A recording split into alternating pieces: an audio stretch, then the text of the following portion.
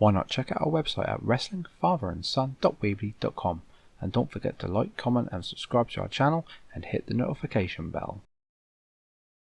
Hi everyone, welcome back to Wrestling Fun with Father and Son. I'm Father Matt and this is Son. Hi. And this is our Stomping Ground review and reactions. Yep, we just finished watching Stomping Ground at Mikai, and there's a little bit of news, not too much to be honest. I do think it was a little bit of a filler pay-per-view, but we'll talk about it as we go along. First of all, pre-show, I didn't watch pre-show, I did see the actual match. It was a Cruiserweight Championship match against Tony Nese, Tozawa and Gulag, and not much to the match. It was a quite fun match. The show was a triple threat, so it's a little bit sort of, you get one out of the ring while the other two are in the ring, then everyone comes in and sort of like that. In the end, it was Gulag who actually won the match, so he is the new Cruiserweight champion. I'm not really too bothered by the Cruiserweight belt, but you know, I do keep an eye on it to see who's the champion at the time. Then we get into the main show. Start off with Becky Lynch versus Lacey Evans. And Lacey Evans will have a big role to play later on as well in the show. For the Raw Women's Championship match. For the Raw Women's Championship. Not really much to the match. I'm a little bit sick of this sort of rivalry with Lacey Evans and Becky Lynch. Becky Lynch ended up winning with the disarmer. It was a very quick tap as well from Lacey Evans. So not much. I'm hoping, but then again, feeding into later on to the pay-per-view, I'm hoping that storyline is now done and Becky Lynch can face somebody else, but I don't know. We'll have to have a look. Next it was Sami Zayn, Kevin Owens versus The New Day. Again, another match I wasn't really invested in too much, to be honest. I'm really that interested in that feud, to be honest. The match really started off with Kevin Owens super kicking Big E off the ring to try and isolate Xavier Woods. The end of the match really was that Kevin Owens won with a stunner and got the win that way. So like I say, I don't know why they're going to go with this, if they're going to go forward with this rivalry or not. Like I say, I wasn't really too invested in it. I don't think Kai was either, really. Not really interested. I just find it a filler match. Quickly, while we're on the subject of this, with this type of match being a filler match, where was Finn Balor? There was no Intercontinental title match in this, and no Charlotte Flair either. But it is what it is. Next, probably the match of the night for me personally, it was Samoa Joe versus Ricochet for the United States Championship, wasn't it? It was a quite good match, wasn't it? Ricochet was doing some really good high spots. Samoa Joe, they were telling a really good story, I thought, in this match as well. I did send the predictions that I thought that Samoa Joe would retain and that they'd have a few more matches down the line. I don't know if that's going to happen now, because who won the match? Ricochet. Ricochet, yes, with a code breaker and then his 630 splash. He won, and he is the new United States champion. That's the first champion in his life. Yes, first championship in his life, yes. Very, very well done for Ricochet. So yeah, very, very well done to Ricochet. Nice to see he's getting a title run finally in a solo aspect and not in a tag team like he first was with Aleister Black. Next was Heavy Machinery versus Daniel Bryan and Eric Rowan. I've got to admit, the crowd were very pro Daniel Bryan in this match. They were chanting for Daniel Bryan, they were chanting yes chant and all that. Daniel Bryan not really acting as if he's a heel in this match, I didn't think either. They didn't really do any heelish things to turn the audience sort of back on them.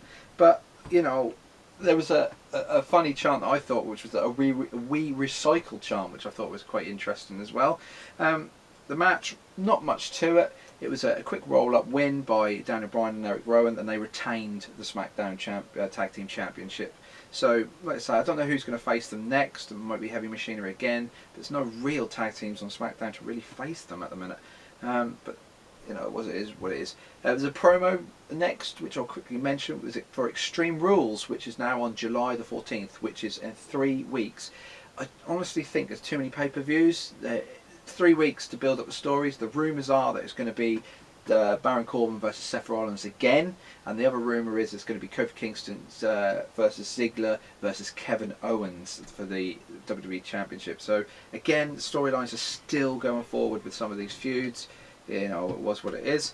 The next match, Bayley versus Alexa Bliss for the SmackDown Women's Championship. Obviously, Alexa Bliss is a Raw competitor, so first of all, my personal opinion going into that match, I wasn't very happy that Alexa Bliss was #1 contender when she's Raw. I thought if she won that match, it would make a mockery of the whole draft. It wouldn't be no point to that draft. Obviously, she had Nikki Cross as well. The end of that match was that Alexa Bliss and Nikki Cross were at ringside. Alexa Bliss used Nikki Cross as sort of a shield as Bayley came through the ropes to the outside.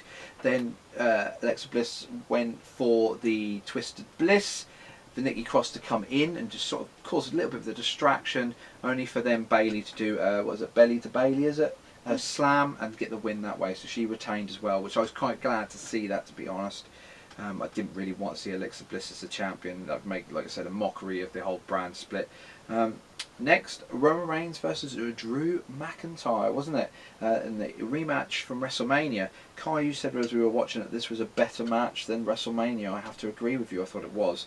Drew McIntyre had who at ringside? Shane McMahon. Shane McMahon again. Obviously, them two are sort of buddies, aren't they? And no Elias either, which I thought was quite interesting. They didn't have Elias. Obviously, Shane McMahon was part of that match, wasn't he? He kept interfering, didn't he, a couple of times, distracting the ref and that. He got 2 Superman punches from Roman Reigns, didn't he? And Roman Reigns went for a pin, got a 2 count only for Shane McMahon to then pull the ref out of the ring, didn't he? Then he went in and attacked Reigns, and then what did he do? He threw Shane out of the ring. No, he did a coast to coast. Shane McMahon did a coast to coast, didn't he? That was the very end. Did a coast to coast. Drew McIntyre went for the pin. He kicked out, Roman Reigns kicked out, and then Shane McMahon went into the ring, didn't he? And then he ran, and then that's when he threw him out, only then to get a spear on Drew McIntyre and got the win. So I think we both said that Drew McIntyre would win now, so we were wrong. So Roman Reigns is back to winning again now. But it was said later on in the show that it would be Shane and Drew versus Roman Reigns on Raw, didn't it? Tonight's Raw.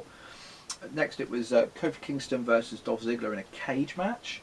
What did you think of this one? You said you were looking forward to this match, so what did you think of it? Well, I thought it was going to be great, but it wasn't actually. It wasn't.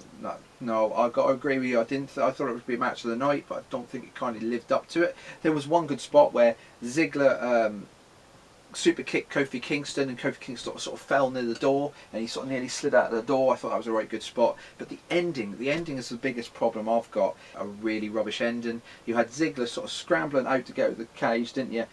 Kofi Kingston was kind of behind him. He sort of ran and he sort of launched through the ropes, and he got the win that way. I thought that was a terrible ending. Me too. I just didn't. I don't know. It might be personally just me. If you feel the same way, give us a comment and think, what did you think of that ending? Because I just didn't like the ending. I just didn't think it was I think they've done so many better endings, and to be fair, in cage matches I think it could be one of the worst endings I've ever seen, and that's a strong statement from me, but I do believe that. I just think they could have added a little bit more suspense to it, but it was what it is. Kofi Kingston's still WWE champion, and like I said, at Extreme Rules it could be a triple threat match with Kevin Owens being added in. And then lastly, it is Seth Rollins versus Baron Corbin in a Universal Championship match with a special guest referee. And I've written down, Baron Corbin has his special entrance, a bit like the best in the world from Shane. He is a former acting general manager of Raw. He's a multi-time Golden Gloves winner. He is the former United States champion, a Money in the Bank winner, and he's the winner of Kurt Angle's final match. And then he's always the hometown's favourite son. So is he Wrestling Fun's favourite son? No, he's not. No, this match was a little bit boring in my opinion. It was a bit slow, just a bit like Super Showdown. Who was the special guest referee? That was one thing we haven't said yet, but who was it? Lacey Evans. Lacey Evans. Obviously, Seth Rollins has been taking out all the referees, so Baron Corbin got a woman, which is very clever, I think, on their part. But Lacey Evans, I thought, why is she coming out? And then I realised, obviously, Seth Rollins' real-life girlfriend is Becky Lynch. So obviously that feeds into that storyline a little bit more. But then my opinion was, why isn't Becky Lynch out there making sure she calls it down the middle? That is the other thing. There were some good spots in this, I suppose, with Baron Corbin going for a table. Seth Rollins rolls into the ring, get Lacey Evans to do the 10 count. She does it up to about 7 or 8, and then she realises, actually, he's going to not get in the ring by 10, so I better make this a no count out match, which she did. Then Baron Corbin got the upper hand, got a steel chair. He was hitting Seth Rollins with the chair, only for Lacey Evans to make it a no DQ match, which is what I thought as I was watching. I thought this is what's going to happen. I thought it was going to backfire, which I think it did in the end.